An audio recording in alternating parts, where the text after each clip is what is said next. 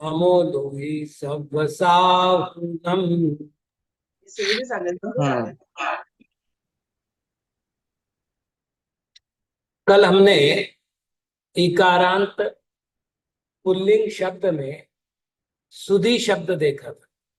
आज सुधि शब्द को सामने रख करके हम प्रधि और धी शब्द देखेंगे। थोड़ा थोड़ा सा अंतर है। पहले तो अंतर की चर्चा कर लो। प्राय सुधि शब्द में जहां यकार पूरा आया है वहां पर प्रधि शब्द में यकार व्यंजन रूप आया है। आप देख लीजिएगा, सुधिया, प्रध्या,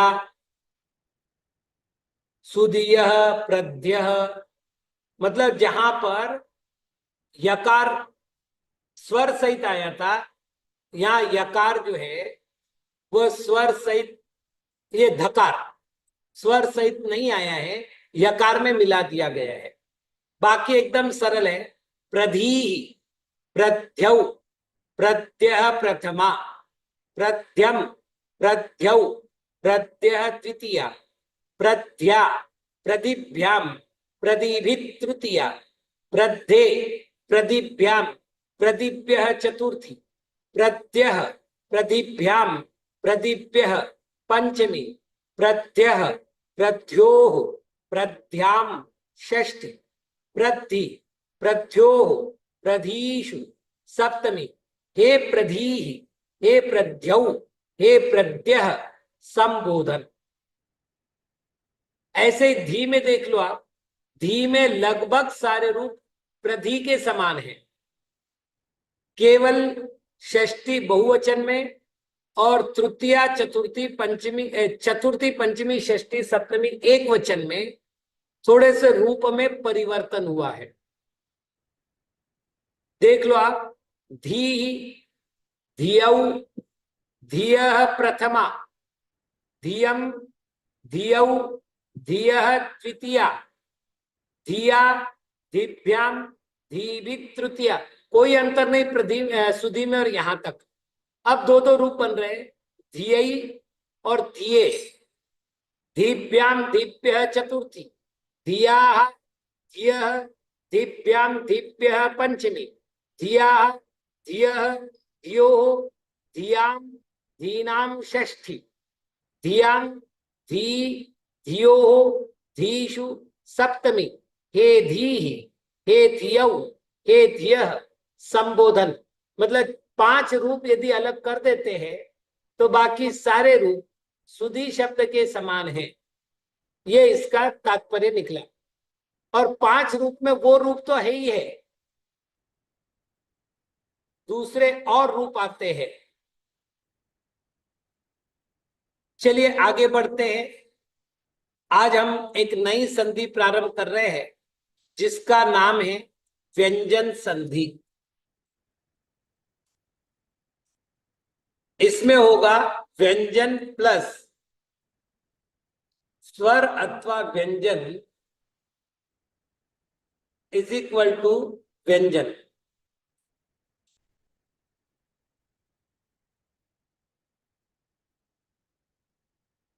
व्यंजन के आगे, हाँ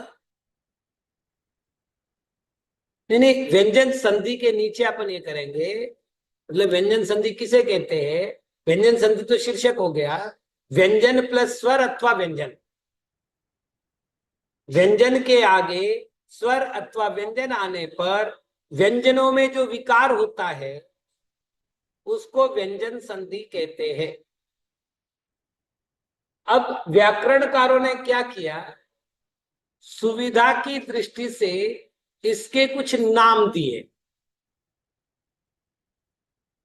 और उसमें से पहला नाम है च्युत्व संधि।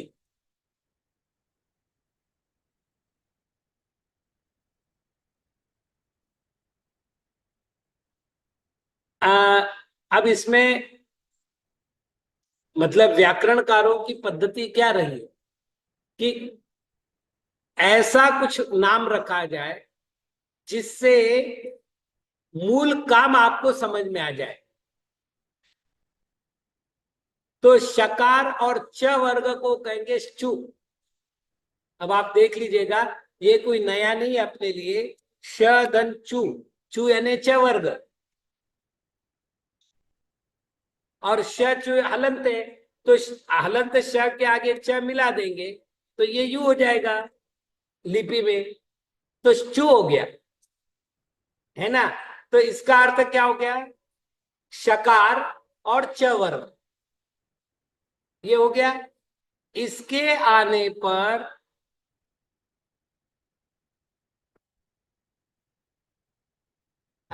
दीदी आप ठीक कह रही है, यदि संस्कृत में लिखना पड़े तो यू लिखना पड़ेगा, और हिंदी में लिखते हैं तो यू लिखना पड़ेगा।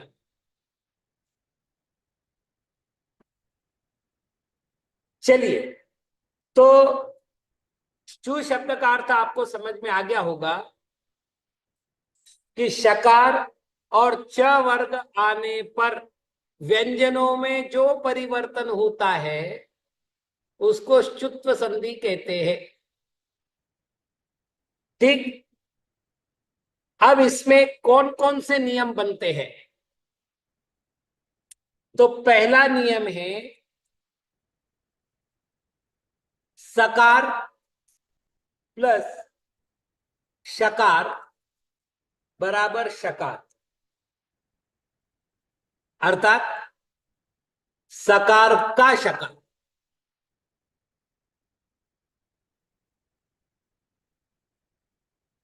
अब एक तो आपको बातें बता दूं, पहले मैं एक उदाहरण लिख लूं ताकि आपको समझ में आए। एक शब्द है राम धन शेते,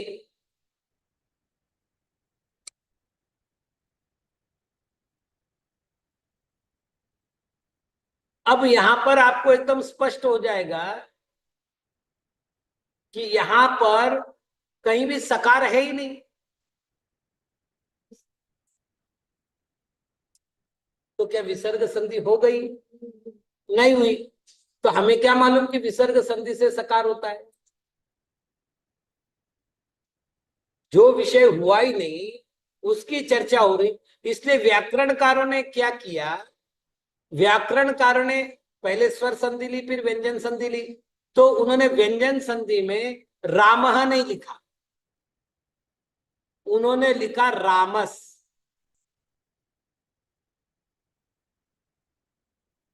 लेकिन जब अपन राम शब्द के रूप देखेंगे, राम रामौ प्रथमा रामम रामो रामान द्वितीया रामेण रामाभ्याम रामैः तृतीया रामाय रामाभ्याम रामेभ्यः चतुर्थी रामात् रामाभ्याम रामेभ्यः पंचमी रामस्य रामयो रामाणाम षष्ठी रामे रामयो रामेषु सप्तमी।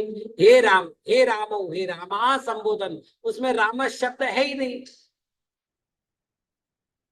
और जो शब्द है ही नहीं उसको यहाँ कैसे लेंगे, तो यहाँ ध्यान रखना है कि रामः शब्द है, मतलब प्रथमा विभक्ति का एक वचन, लेकिन विसर्ग का स बना करके लिखा है।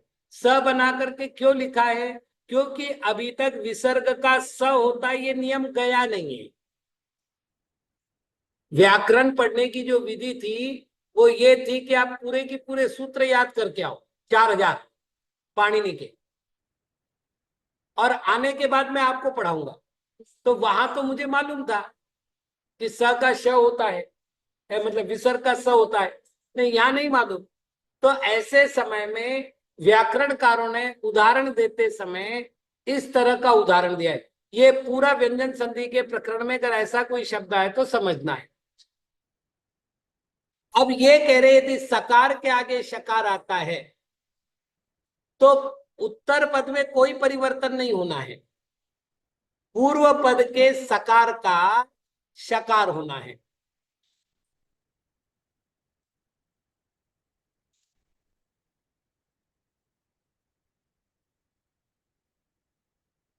और ये होगा रामश्येते,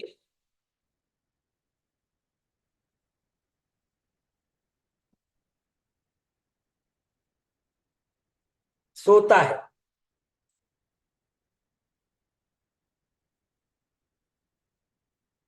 ऐसे ही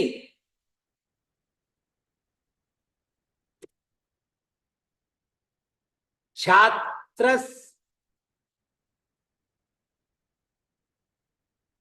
रामश्छात्रः।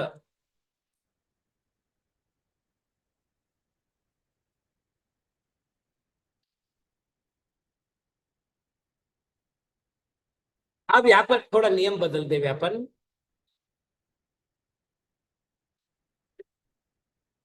सकार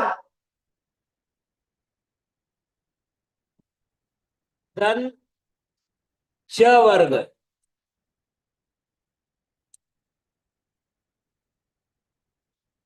बराबर सकार का शकार। नियम एकदम क्लियर है। अपनी अपनी जाति को नहीं छोड़ना है। क्या बोल रहा हूं मैं? अपनी अपनी जाति को नहीं छोड़ना है। स की जाति कौन सी है? ऊष्म वर्ण जाति। स की कौन सी जाति है? ऊष्म वर्ण जाति है। इसलिए स का जो परिवर्तन होगा वो किसी भी अवस्था में ऊष्म वर्ण में हो। तो यहां पर सकार धन च वर्ग आता है तो भी हमें अब छ क्या है? च वर्ग का दूसरा वर्ण। ठीक, तो हमने क्या कर दिया? रामस छात्र और इसका हो गया रामस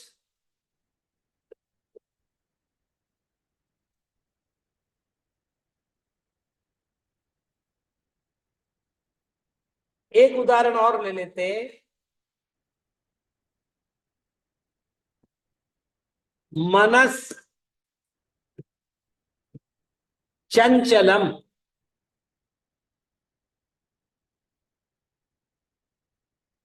क्या करेंगे? पुष्प जाति कर दो तो मनस का मनस हो जाएगा और चंचलम का चंचलम रह जाएगा।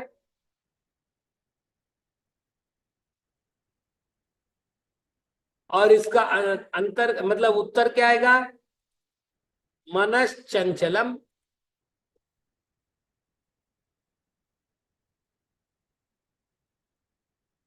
तो ये शुद्ध संधि का दूसरा नियम हुआ। पहला नियम में हमने क्या किया था? सकार और शकार का यदि संयोग हो तो सकार का शकार बना दिया था। दूसरे नियम में क्या किया? सकार और च वर्ग हो तो सकार का शकार कर दिया था। अब तीसरे नियम की ओर बढ़ते हैं।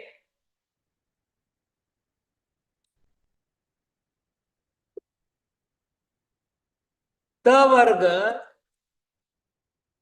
प्लस छ या च वर्ग बराबर त वर्ग का च वर्ग।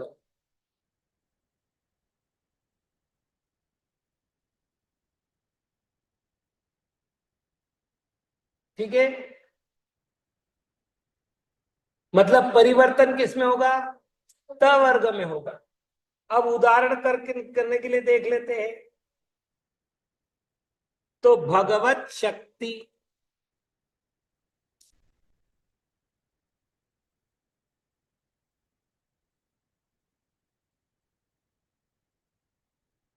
अब प्रश्न है त वर्ग का च वर्ग करना है।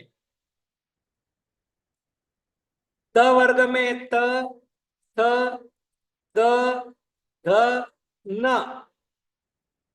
च वर्ग में च छ ज झ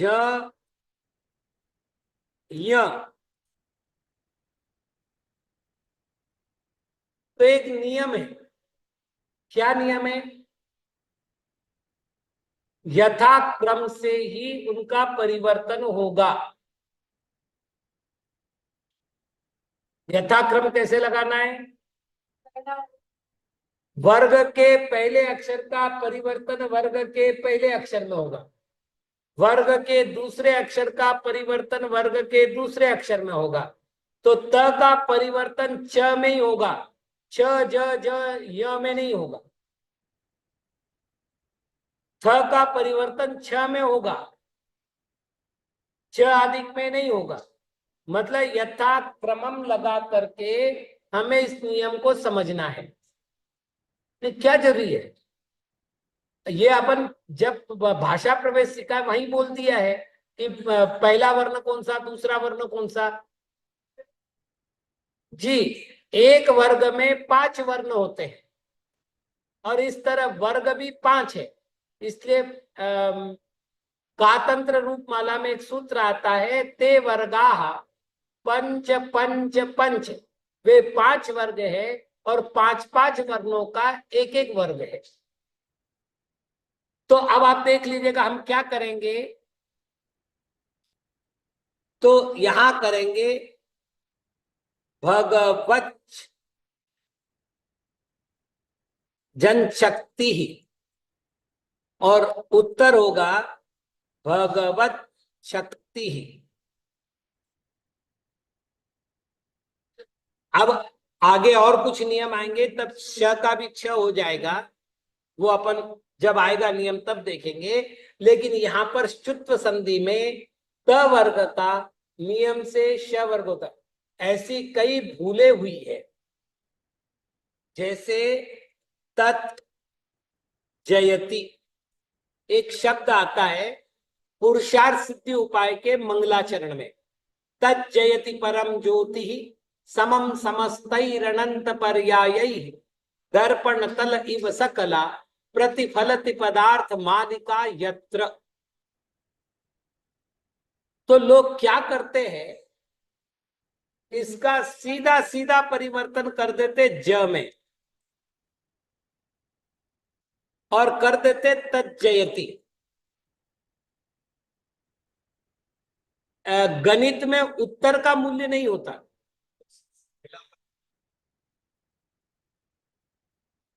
मैं क्या बोल रहा हूं आप पहले समझ लो, लोग कहां गलती कर रहे हैं मैं वो बता रहा हूं ना।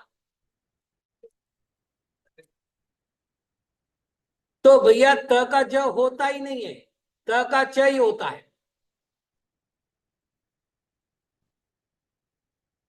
तो गणित में क्या होता है, आपके उत्तर का मूल्य नहीं होता, आपकी स्टेप्स का मूल्य होता है।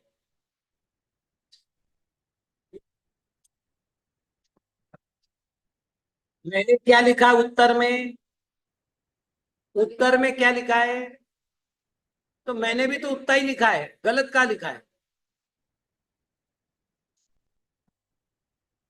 ज कैसे बना, त का क्या बनेगा, त का ज बनेगा क्या, नहीं बनेगा। आपको मेरी बात समझ में आ रही है, त का ज नहीं बनेगा। गणित में उत्तर को मूल्य नहीं है, स्टेप्स को मूल्य है। आप किस स्टेप से उत्तर कर रहे हैं, तो त का ज बनाने की कोई प्रक्रिया संस्कृत व्याकरण में नहीं है, त का च बनेगा। अब एक तरीका ये है क्या, कि ये जो तत् शब्द है इसके आगे जयति, तो ये जो ज शब्द है ये घोष वर्ण है। यदि वर्ग के प्रथम अक्षर के आगे घोष वर्ण आता है तो इसका तृतीय वर्ण होता है।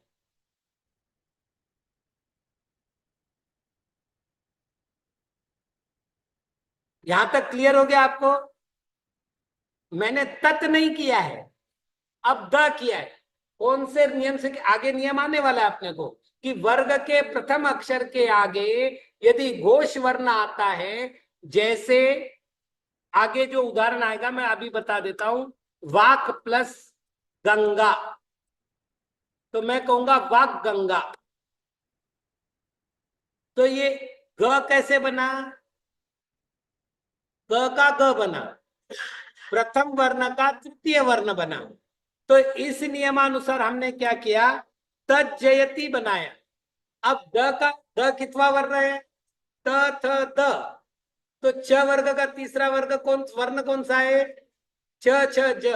अब बनेगा तज्जयति। एक प्रोसेस तो ये हो गई। अब दूसरी प्रोसेस करके देखते, तो इस त को त ही रखते पहले तो, ठीक है, त को त ही रखते हैं।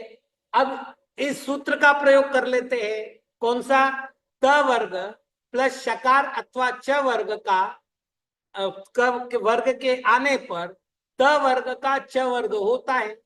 तो अपन त का क्या करेंगे, च कर लो। अब फिर वो नियम लगा देते हैं, है ना। नियम क्या लगेगा कि वर्ग के प्रथम वर्ण के आगे घोष वर्ण आने पर वर्ग का प्रथम वर्ण तृतीय वर्ण हो जाता है, तो ये च का ज बन गया। तो त का च बना और च का ज बना, या त का द बना और द का ज बना, मतलब तृतीय वर्ण का ही तृतीय वर्ण बनेगा। क्या समझ में आया।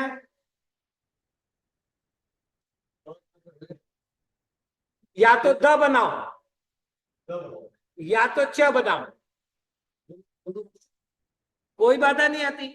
तृतीय वर्ण आने पर वर्ग के प्रथम वर्ण का तीसरा वर्ण हो जाता है, ये भी व्याकरण का ही नियम है। या तकार का चकार हो जाता है, ये भी व्याकरण का नियम है। तो या तो तच बनाओ या तत् बनाओ और फिर प्रयोग करो। बिल्कुल रूबी दीदी, तच धन जयती होगा, लेकिन च का ज कैसे बना वो आपको अगले नियम में आएगा। कर तो सकते हैं। मेरे यहां से तो आवाज स्पष्ट है दीदी, वहीं देखना पड़ेगा कुछ, यहाँ फुल है।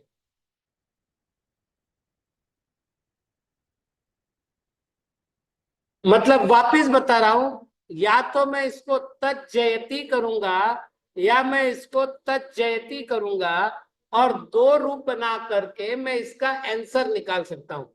मतलब अब क्या करना है वो मेरे हाथ में, लेकिन त का ज नहीं होगा ये पक्का। हाँ, बाकी प्रोसेस कुछ भी हो। चलिए और उदाहरण देखते हैं। सचित,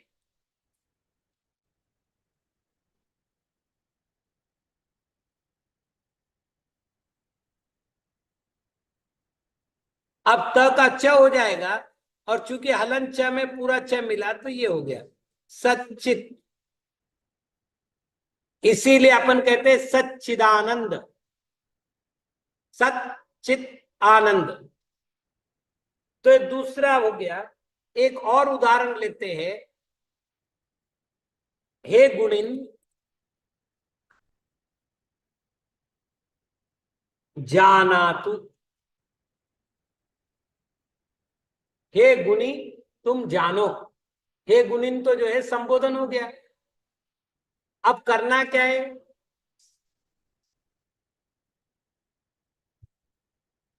त वर्ग है, त वर्ग है, त वर्ग का हमको च वर्ग करना है। पंचम वर्ण है, तो पंचम वर्ण का हमें पंचम वर्ण करना है। तो यहां होगा च छ ज झ य। ठीक, तो हे गुणिन जानातु,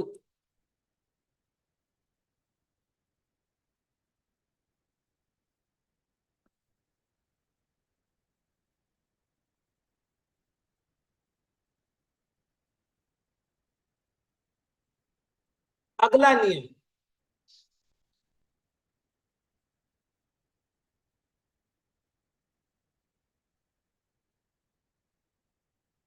अब ये अपवाद नियम है। च वर्ग के आगे त वर्ग आवे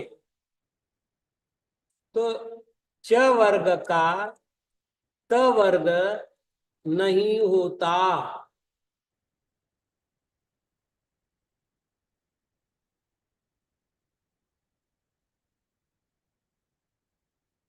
हो जाएगा, हो जाएगा, हो जाएगा। च वर्ग पहले हो, त वर्ग बाद में हो जाएगा। त वर्ग हो, च वर्ग, त वर्ग का च वर्ग होगा।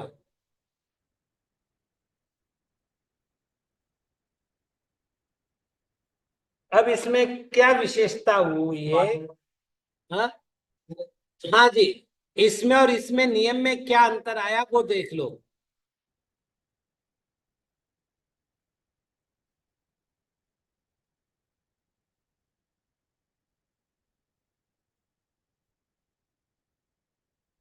यहां था त वर्ग पहले था और च वर्ग बाद में था, ठीक है। यहां हम उनके स्थान बदल रहे हैं। च वर्ग को पहले कर दिया है और त वर्ग को बाद में कर दिया। यदि ऐसा होता है तो भी त वर्ग का च वर्ग, मतलब तू इधर बैठ भैया या इधर बैठ, बदलना तेरे को ही है। जैसे, हाँ जी, जैसे यज धन न,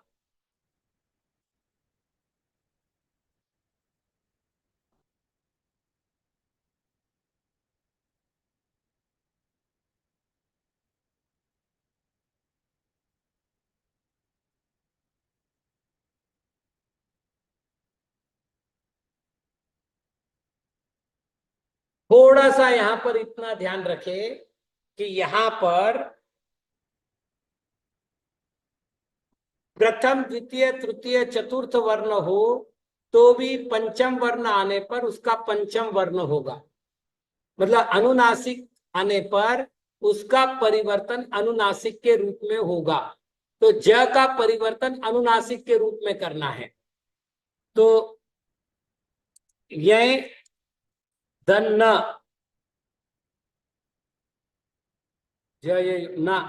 त वर्ग को बदलना है अपने को। एक मिनट, एक मिनट। यज धन य,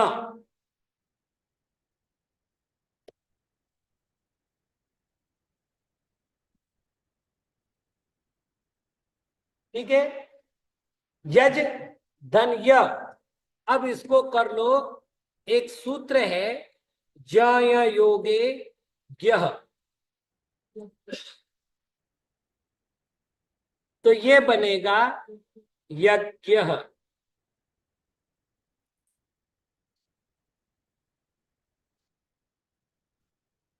ऐसे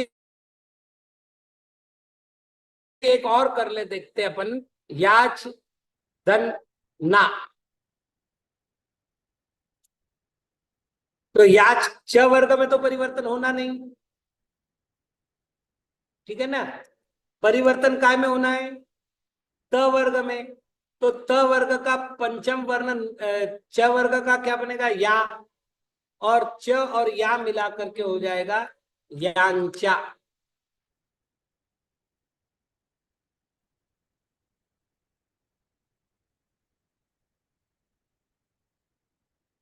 तो ये चार प्रकार के नियम बने हैं शुत्व संधि के। लेकिन एक नियम अपवाद नियम है। वो नियम क्या है कि शकार प्लस त वर्ग हो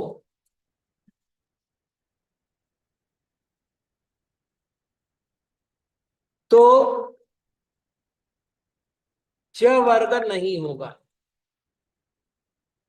जैसे प्रश्न, तो ये बनेगा प्रश्न।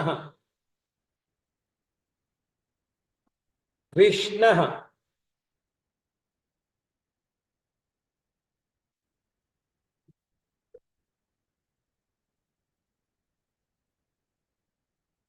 इसमें क्या हो गया? त वर्ग का च वर्ग नहीं हुआ है। तो ये शुत्व संधि नाम की पहली संधि समाप्त हुई। जो आधा है, आपने आपने चार पूरा नहीं, ज्यादा ही है वहां पर, ये लिपि है, लिपि की व्यवस्था ये है।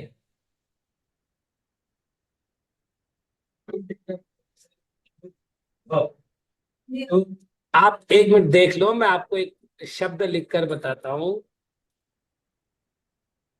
तत्धीरम, तो हम करेंगे तत्धीरम।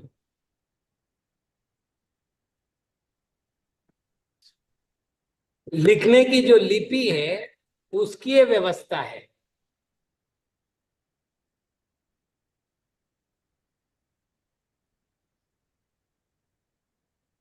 जी, यहां भी यही प्रश्न किया गया कि यांचा में यह आधा कैसे हो गया, पहले यह आधा नहीं है।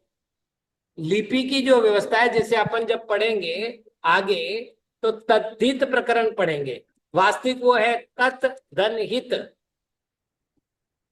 त का द हो गया है और ह का ध हुआ है, तो यहां बनेगा त का द, ह का ध, लेकिन लिखा जाएगा ऐसे।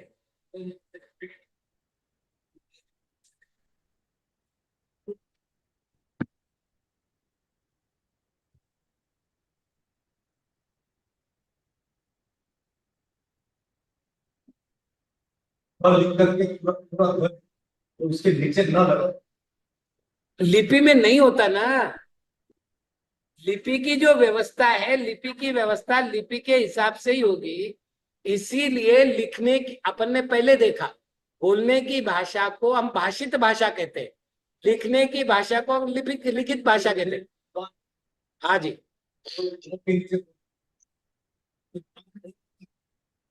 एक मिनट।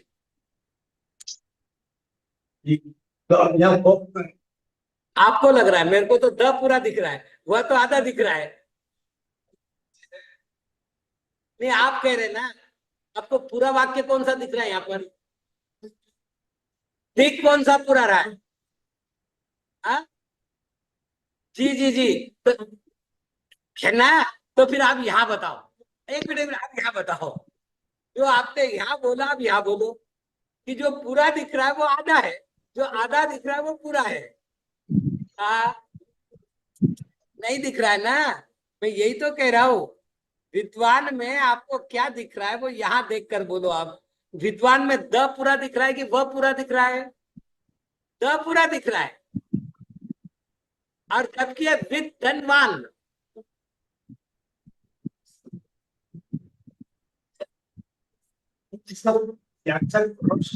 ज्ञानचा, हाँ, नहीं नहीं नहीं, मैं वापस बताऊं। हाँ, नहीं देखिए, अपने उच्चारण ऐसे है, मतलब आ,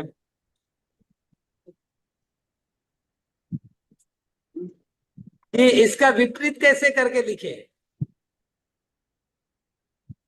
मतलब इसको अगर मैं यूं लिखूं तो मुझे लिखना तो नहीं आएगा, यूं लिखना पड़ेगा, ये यूं लिखना पड़ेगा। लेकिन आपको ये बता रहा हूँ, ये लिपि मैंने कहीं भी नहीं देखी।